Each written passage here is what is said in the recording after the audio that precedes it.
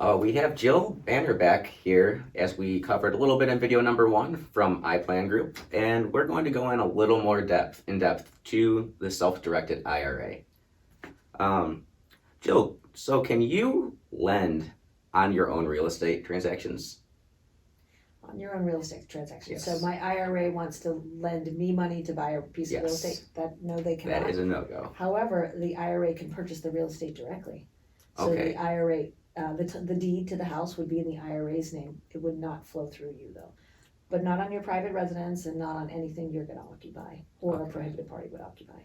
Okay. So as the borrower, as the borrower or lender in a partnership deal, could you actually be the person swinging the hammer? Could you be the person doing the work on the property? That is a great question, and we do get that a lot. So the IRS says that that would be considered sweat equity, and that you would be your labor would be enhancing your IRA, and that would be a prohibited transaction. So what you can do is you can hire the contractor, have us pay the contractor. You can pick up rent. You can interview possible tenants. But you technically cannot go paint your house or swing a hammer, and especially you or your children. There was a case in Akron where a client had a vacant home.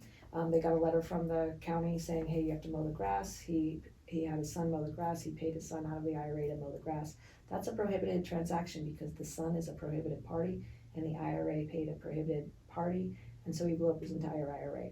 So no, the short answer is no, you cannot swing the hammer or put the roof on or, install the flooring. Okay. All right, so when you say blew up the IRA, what does that do? So when you blow up your IRA, that's gonna mean it's fully distributed immediately. So if you're under 59 and a half, you're gonna have a 10% penalty, and your IRA, you'll pay ordinary income tax on whatever the amount is. So in his case, it was around 400,000.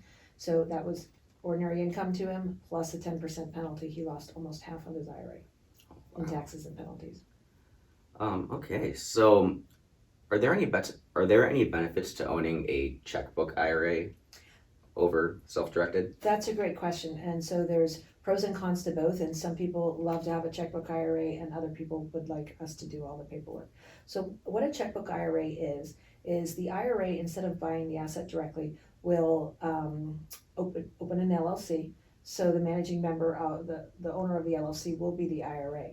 So that the IRA owns the LLC. The LLC is funded with the IRA. So the IRA opens a bank account and has a checkbook.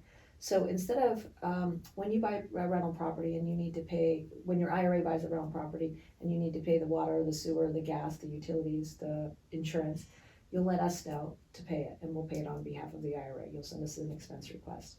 Now with a checkbook LLC, the LLC will pay all the bills. So you'll pay all the bills directly on behalf of your IRA versus us paying all the bills. Now that's handy if you're gonna go to a auction and maybe you wanna buy a piece of property and it's a Saturday afternoon and we're not available to wire the funds or something. You can write a check there. It might be handy if you're going to Home Depot and you're buying some supplies for the property, you could write a check. So some people do like to have that option. Other people say, no, we want that extra layer of protection. You keep all the records, do all the paperwork, and we'll do that. If you're doing your own LLC, we're gonna ask for the documentation once a year, and you'll have to keep your books. So there's benefits both ways, and it's just a personal choice. Okay, so am I right to assume fee-wise, we're probably saving money but putting more work on ourselves if we decide to go the checkbook IRA route? That's a great question, but it's actually the same price. Is it so you really? Might as well let us do all the work. Here's Yeah. one other thing that I like to caution people. Typically, you have one extra layer of inquiry. So if you send us a bill and we were supposed to pay someone and they have your last name, we might question, is this your son or is this your parent or is this your spouse? However, if you're doing your LLC, let's say you're going to Home Depot and it's July in Cleveland, Ohio, and it's 100 degrees out, and you're buying a toilet and roofing supplies, and you purchase a Diet Coke for you to consume right then. Your IRA just bought something for you to consume. Could that blow up your IRA? It technically could. So some people like to have us as a kind of a second layer of inquiry on the expenses. Okay, yeah. So what are some other rules that you've seen come up that can blow up an IRA? Something that you see that's not common. This one's not common. So this would be, let's say, hypothetically, let's say you and I are in a relationship and I lend you my IRA to do a deal, you lend me your IRA to do a deal, and let's say our relationship progresses and now we're ready to get married. The minute we walk down the aisle and say I do, those loans that we have to each other will become prohibited because you would become my spouse. So we've had a couple people who have loaned money to their significant others that are unmarried, and then they do get married, and so they have to unwind those prior to getting married. We did have one that they got married and we had to unwind it after the fact, but that's one uncommon thing that happens, but it does happen. All right. So there's a few more common things that you see that we haven't covered yet that we should just avoid. Yeah, a common one that people try to do is a second home. So let's say they want to buy a second home. They want to VBRO it most of the year, but they do want to use it themselves, and that's prohibited. Okay. So we get that quite a bit. The best thing is to just rent yours out and then use the income, or use your regular income to rent the next door, the house next door. Gotcha. So even in this case, I wouldn't even be able to rent my own Furbo, even if it was on VRBO? Okay. Correct. Yeah. Gotcha. Mm-hmm. So what is the earliest you can pull from your IRA, self-directed IRA? Is it the same rules as any other retirement plan? Yes, a self-directed IRA is just a term. It still follows all the rules of any kind of IRA. So if you pull before 59 and a half, you'll be subject to a 10% penalty, and it'll be ordinary income. Okay. If you pull after 59 and a half, it's just ordinary income. Now, there are some provisions in the Roth IRA where you can pull your principal out sooner, but those are a whole other video. Okay, gotcha. So we briefly covered partnerships as well using a self-directed IRA. Now, can you bring as many people in on this as you want, or is there really a limit to how many people you can have partner in a deal? So as far as we're concerned, you can bring as many as you want. Now, if you have some filings with the SEC or some Reg D, they're going to say you can have so many unaccredited investors or this many investors, period. So that's the SEC, and that's something that you'll have to deal with. But if you wanted to get 100 people involved in a joint venture, you can absolutely do that. Okay. Now, as far as that goes too, when you're joint venturing, you do not want to raise the money, right? You want to have everybody bring the money in. You don't want to raise the money in a fund, correct? You can do a fund. You can do a fund? Yeah, Okay. you just want to make sure you're registered with the SEC and you follow all those rules. Okay. So let's say that you're raising, say, 100,000, or let's say you're raising $1 million, and somebody's using 100,000 in cash, someone's using their IRA, someone's using their inherited IRA, and we should talk about other types of accounts too after this. But yeah, you can raise money. Think of them just like an entity. And even in that scenario where you're raising $1 million, I can put 100,000 of my cash in. My IRA can also put 100,000 as well, and that would be two separate investments. Okay. I wanted to talk about the different types of accounts we have. Yeah, let's do that. Because we're going to have IRAs. If you have a business, there are 3 types of business accounts, and there's a simple IRA, a SEP IRA, and a 401k. Those would be if you own a business, and that allows you to put more funds in.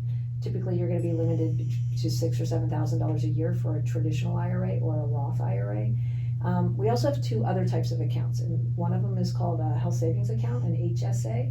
You can self-direct your HSA. I love the HSA because if you qualify for an HSA, you're going to put funds into the HSA IRA, and you're going to get a tax deduction going in. When that HSA grows, it's going to grow tax-free like a Roth. So it's the best of both worlds because you're getting tax-free coming in, tax-free coming out. Or I'm sorry, tax deduction going in, tax-free coming out.